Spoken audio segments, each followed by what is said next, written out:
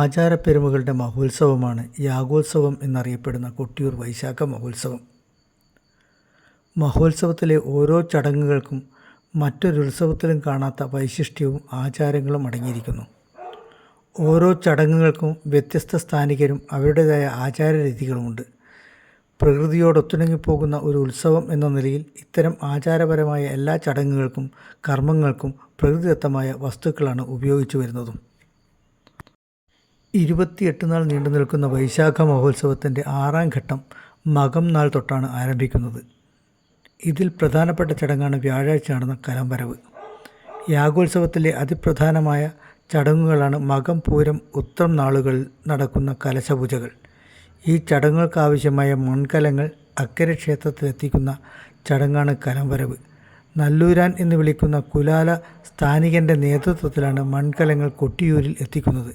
ഇത്തവണ തായന്നൂർ പ്രേമരാജൻ, തായന്നൂർ ശ്രീജിത്ത്, കെ രാജേഷ് എന്നിവരുടെ നേതൃത്വത്തിലുള്ള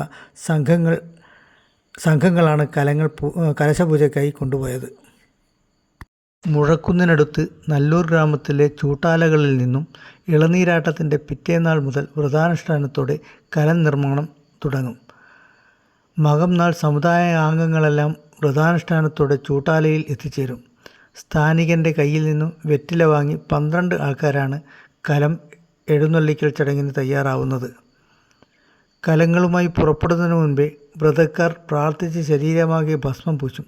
തുടർന്ന് നിലത്ത് വലിയ തൂശനിലയിട്ട് ഇവർക്ക് ചോറും ചക്കപ്പുഴുക്കടക്കമുള്ള കറികളും വിളമ്പും. ചോറും കറികളും മൺകലങ്ങളിലാണ് വിളമ്പുക. ചിരട്ടയിൽ മോരും പകർന്നു നൽകും. വിളമ്പാൻ ഉപയോഗിച്ച കലങ്ങളെല്ലാം അത് വിളമ്പിയവർ തന്നെ അവിടെ വെച്ച് തന്നെ എറിഞ്ഞുടക്കും. വ്രതക്കാർ മുന്നിൽ വിളമ്പിയ ചോറിൽ നിന്നും അല്പം ഭക്ഷിച്ച ശേഷം പെട്ടെന്ന് ഓങ്കാരം മുഴക്കി അടുത്ത ജലാശയത്തിലെത്തി വ്രതശുദ്ധി വരുത്തി തിരിച്ചെത്തിയ ശേഷം പ്രത്യേക പ്രാർത്ഥനകളോടെ കലപൂജകൾക്കുള്ള മൺകലങ്ങൾ കെട്ടിയൊരുക്കും.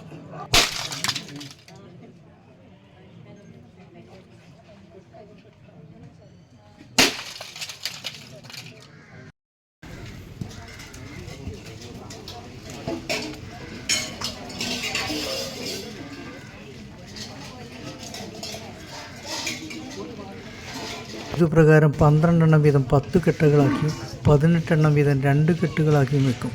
156 കലങ്ങളും പച്ചപ്പനയിലാണ് പൊതിഞ്ഞ് കെട്ടിവെക്കുക. തുടർന്നാണ് പ്രാർത്ഥനയോടെ ഓംകാരം മുഴക്കി കൊട്ടിയൂരിലേക്ക് പുറപ്പെടുക. കലപൂജകൾക്കായുള്ള മൺകലങ്ങൾ അക്കരെ കൊട്ടിയൂരിൽ എത്തിക്കുന്നതോടെയാണ് ഗൂഢപൂജകൾ തുടങ്ങുക.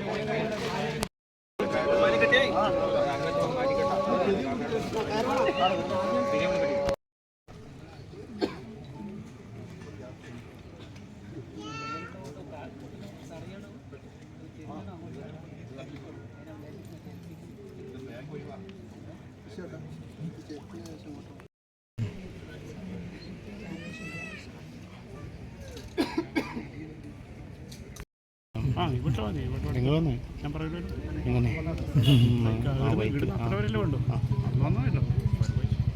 നടന്നു വരാനാ?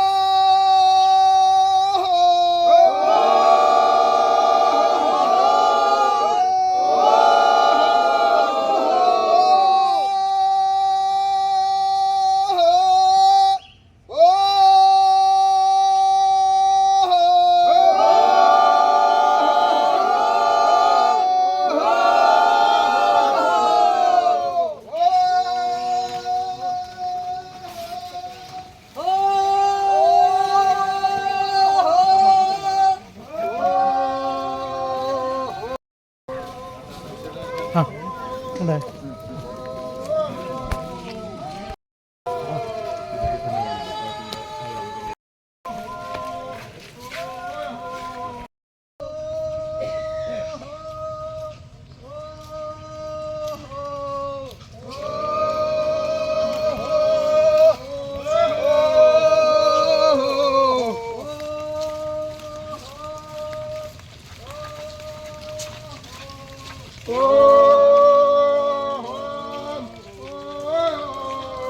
വ്യാഴാഴ്ച സന്ധ്യയോടെയാണ് കലമെഴുന്നള്ളത്ത് കൊട്ടിയൂരിൽ എത്തിച്ചേർന്നത്. ആ സമയത്ത് സന്നിധാനത്ത് മറ്റാർക്കും പ്രവേശനമില്ല.